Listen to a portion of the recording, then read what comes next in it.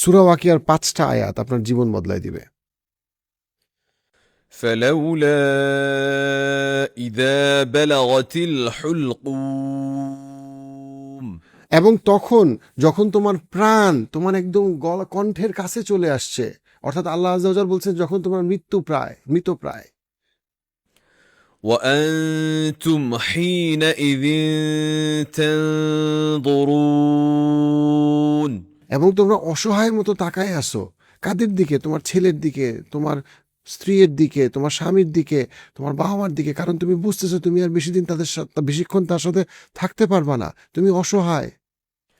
ونحن أقرب إليه منكم ولكن لا تبصرون আমরা, আল্লাহ আযজা ওয়া জাল বলছেন আমরা বলতে ওনার অথরিটি, ওনার ক্ষমতা তার খুব কাছে, এই মুমূর্ষু ব্যক্তির খুব কাছে।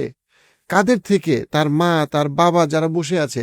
আপনার মুমূর্ষ বাবা আপনার কোলে বসে আছে, আপনি আপনার মুমূর্ষ মায়ের পাশে বসে আছেন।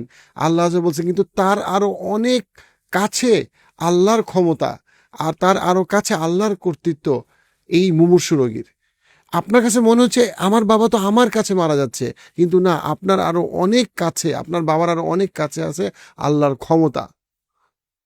فلولا إن كنتم غير مدينين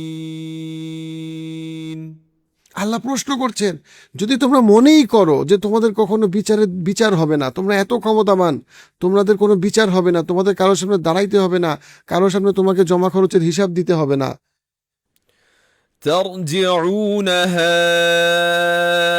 إن كنتم صادقين তাহলে তুমি তাকে ফিরায় আনো, তার প্রাণটাকে ফিরায় আনো, তাকে আরো জীবন দাও, তাকে আরো 10 বছর বেশি তুমি বাঁচাও। তুমি যদি সত্যবাদী হও, তুমি যদি আসলেই মনে করো তোমার জমা খরচের হিসাব নিয়ে তোমাকে আল্লাহর সামনে দাঁড়াইতে হবে না, তুমি যদি মনে করো তুমি বিচারের ঊর্ধ্বে, তোমার ক্ষমতার উপরে আর কারো ক্ষমতা নাই, তোমার কর্তৃত্বের উপরে কোনো কর্তৃত্ব নাই, আল্লাহকে তোমার দরকার নাই, তাহলে তুমি জানটাকে ফিরায় আনো, প্রাণটাকে ফিরায় আনো, তুমি তাকে মৃত্যু থেকে ফিরায় আনো, মৃত্যুর সময়কাল পিছায় দাও। 5টা আয়াত কত ক্ষমতাধর যদি আমরা চিন্তা করি।